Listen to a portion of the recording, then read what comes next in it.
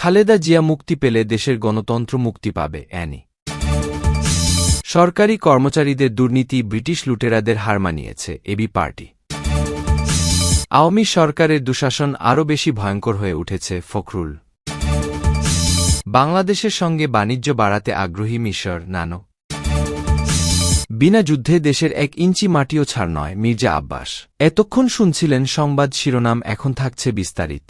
খালেদা জিয়া মুক্তি পেলে দেশের গণতন্ত্র মুক্তি পাবে। অ্যানি বিএনপির যুগ্ম মহাসচিব শহীদ উদ্দিন চৌধুরী অ্যানি বলেছেন, দেশনেত্রী বেগম খালেদা জিয়া মুক্তি পেলে দেশের গণতন্ত্র মুক্তি পাবে, জনগণও মুক্তি পাবে। সরকার মামলা ও সাজা দিয়ে খালেদা জিয়াকে বন্দী করে রেখেছে। খালেদা জিয়াকে জিম্মি করে ক্ষমতা দখল করে আছে। খালেদা জিয়া অসুস্থ ও মুমূর্ষু অবস্থায় আছে। তাকে স্লো পয়জিং দিয়ে হত্যার চেষ্টা করা হচ্ছে। এর দায়ভার বর্তমান প্রধানমন্ত্রীকেই বহন করতে হবে।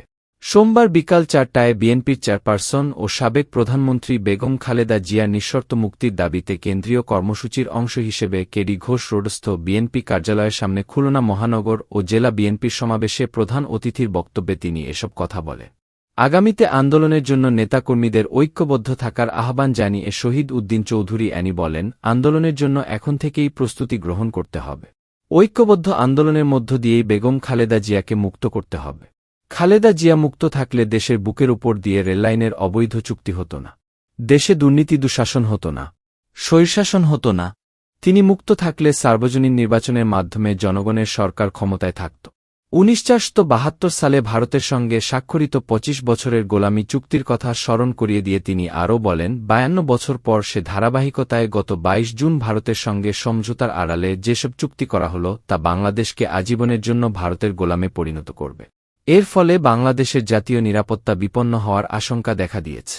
এইসব চুক্তিস্মারকের মাধ্যমে আমাদের দেশের প্রতিরক্ষা ও জাতীয় নিরাপত্তার বিষয়টিকে ভারতের জাতীয় প্রতিরক্ষা ও নিরাপত্তার অংশে পরিণত করা হয়েছে, যা খুবই বিপজ্জনক এবং দেশের স্বাধীনতার প্রতি হুমকি।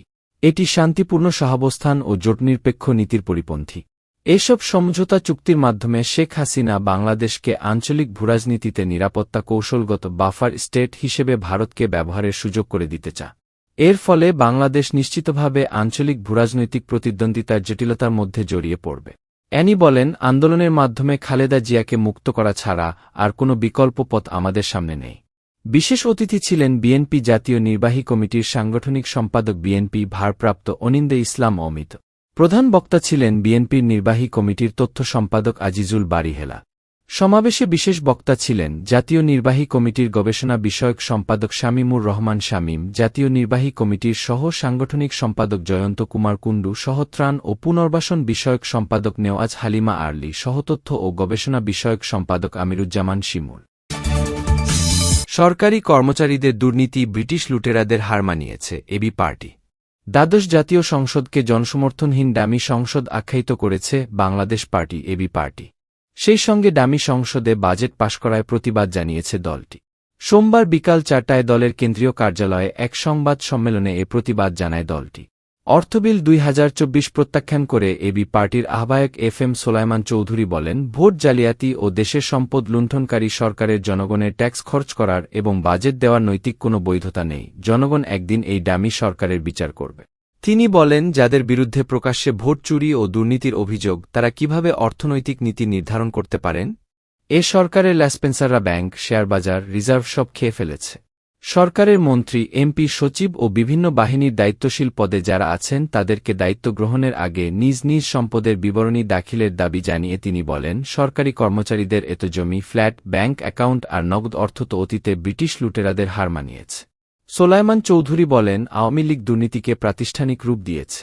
সরকারি ক্রয় সম্পর্কিত বিষয়গুলো থেকে শুরু করে প্রতিটি ধাপে এখন এই সরকার দেশকে দুর্নীতির স্বর্গরাজ্যে পরিণত করেছে। তিনি প্রতিবছর রাজস্ব বোর্ড কর্তৃক সরকারি কর্মকর্তাদের সম্পদের শ্বেতপত্র প্রকাশের দাবি জানা। দলটির যুগ্ম সদস্যসচিব ব্যারিস্টার আসাদুজ্জামান ফুয়াদের সঞ্চালনায় আরও বক্তব্য দেন সদস্যসচিব মুজিবুর রহমান মঞ্জ।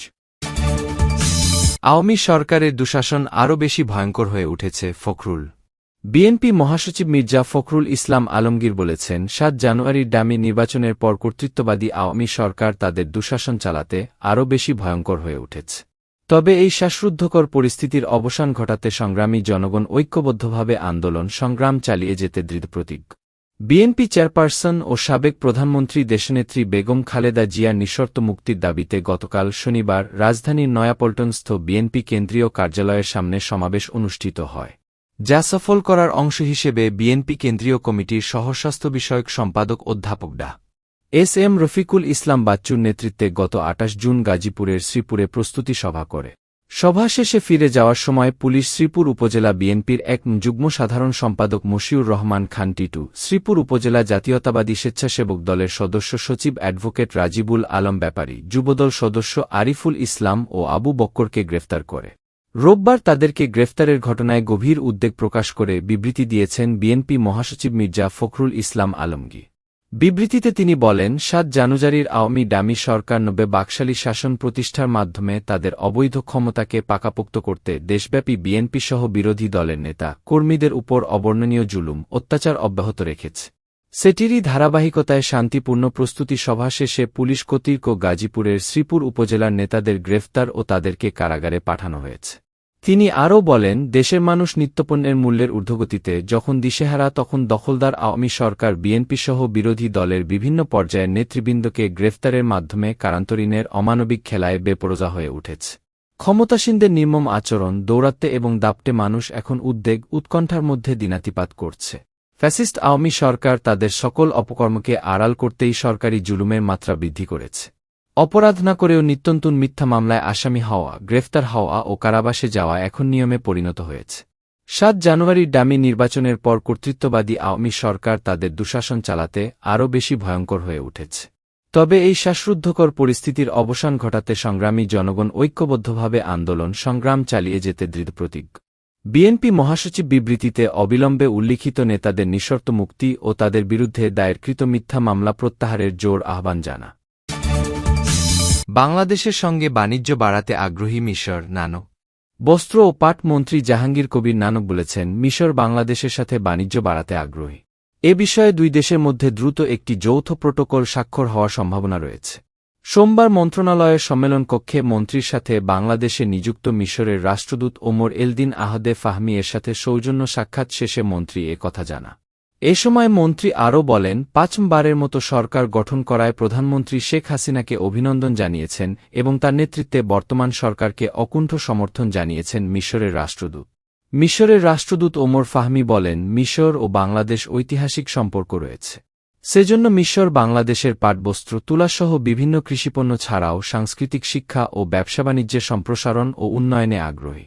এছাড়া গতবছর মিশর ও বাংলাদেশের কূটনৈতিক সম্পর্কের ৫০ বছর উদযাপন করা হয়েছে। এ বন্ধুত্বপূর্ণ সম্পর্ক ভবিষ্যতেও অটুট থাকবে বলে রাষ্ট্রদূত আশা প্রকাশ করে। সাক্ষাৎকালে দুদেশের সৌহার্দ্যপূর্ণ সম্পর্ক ছাড়াও বাংলাদেশের অর্থনৈতিক অগ্রযাত্রাসহ দ্বিপাক্ষিক স্বার্থ সংশ্লিষ্ট বিভিন্ন বিষয় নিয়ে আলোচনা করা হয়। বিনা যুদ্ধে দেশের ১ ইঞ্চি মাটিও ছাড় নয়, মির্জা আব্বাস। দাসত্বের মাধ্যমে বিএনপি ক্ষমতায় যেতে চায় ওবায়দুল কাদেরের এমন বক্তব্যের জবাবে বিএনপির স্থায়ী কমিটির সদস্য মির্জা আব্বাস বলেছেন, বিএনপি নয়, দাসত্ব লিখে দিয়ে আওয়ামী লীগ ক্ষমতায় টিকে আছে। ভারতের সঙ্গে বাংলাদেশের ১০টি সমঝোতা চুক্তির বিষয়ে তিনি বলেন, আওয়ামী লীগের সঙ্গে নয়, এদেশের জনগণের সঙ্গে চুক্তি করতে হবে। মনে রাখবেন, বিনা যুদ্ধে এদেশের ১ ইঞ্চি মাটিও ছাড় দেওয়া হবে না। সোমবার বিকালে মহানগরের রথখোলা এলাকায় বিএনপি চেয়ারপারসন বেগম খালেদা জিয়ার নিঃশর্ত মুক্তির দাবিতে গাজীপুর মহানগর ও জেলা বিএনপি আয়োজিত এক বিশাল সমাবেশে প্রধান অতিথির বক্তব্যে তিনি এসব কথা বলে। মির্জা আব্বাস আরও বলেন, যদি বেগম খালেদা জিয়াকে মুক্ত করতে না পারি, দেশ পরাধীনতার অন্ধকারে চলে যাবে। খালেদা জিয়ার মুক্তি গণতন্ত্রের মুক্তি। খালেদা জিয়াই দেশে প্রথম সংসদীয় গণতন্ত্র প্রতিষ্ঠা করেছিলেন। বাংলাদেশের উপর কয়েকটি দেশে লোলুপ দৃষ্টি পড়েছে। এজন্যই খালেদা জিয়াকে মুক্ত করতে হবে। ভাইদের নামে স্লোগান দেওয়া বন্ধ করার অনুরোধ জানিয়ে মির্জা আব্বাস বলেন, দেশটা খুব খারাপ অবস্থায় আছে। দেশনেত্রী বেগম খালেদা জিয়া যেমন অসুস্থ, তেমনি সারা বাংলাদেশ আজ অসুস্থ।